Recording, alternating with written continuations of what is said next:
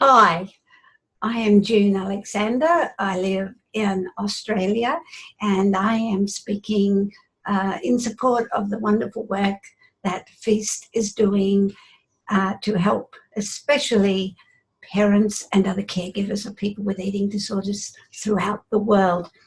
And right now we're celebrating World Eating Disorder Action Day coming up on June 2.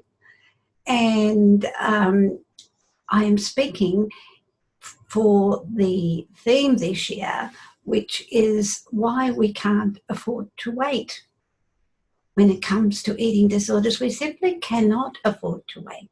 I am a grandmother and I have had an eating disorder. I had an eating disorder for 44 years, from age 11 to 55. My memoir tells this story. And that gets me to another point. Stories. We need stories. Our researchers and clinicians learn when they listen to our stories. And we need our clinicians. And we need our researchers. And we need our parents. We need our siblings. And we need our friends. We need a village to get over an eating disorder. Unfortunately, my parents did not have the opportunity that F.E.A.S.T gives many parents today to understand my illness, and so I became alienated.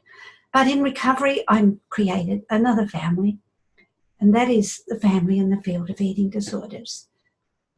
And I really am very grateful to people like Laura Collins-Listermesh, who's become like a surrogate mom to me, like a caregiver to me, as I continue to heal from my long-term eating disorder. But I've also met wonderful researchers who have listened to my story and have actually invited me to work with them in creating some wonderful books which tell about eating disorders. And I have quite a family of books, and this one, Family-Based Treatment, so important. This one with friend Kate Sangster about translating the language of eating disorders. This one, binge eating disorder. This one with Janet Treasure, a collaborative approach, so important. And excitingly, we know, well, sadly, that eating disorders are a global issue. They cross all boundaries. So I even have some books in other languages.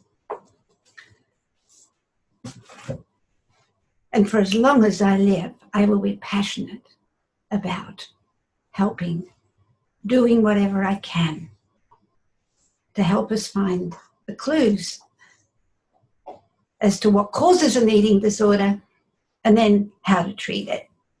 And I'm really, really grateful to the wonderful researchers that we have today who are as dedicated and passionate about finding the answers as I am, and as all the other people who are advocating right now around the world and shouting and beating our drums as to why we simply cannot wait, because nobody should be dying from an eating disorder. They are treatable illnesses. Get involved, share your story, and help find the answers. Listen and tell your story. Thank you. Bye. Bye.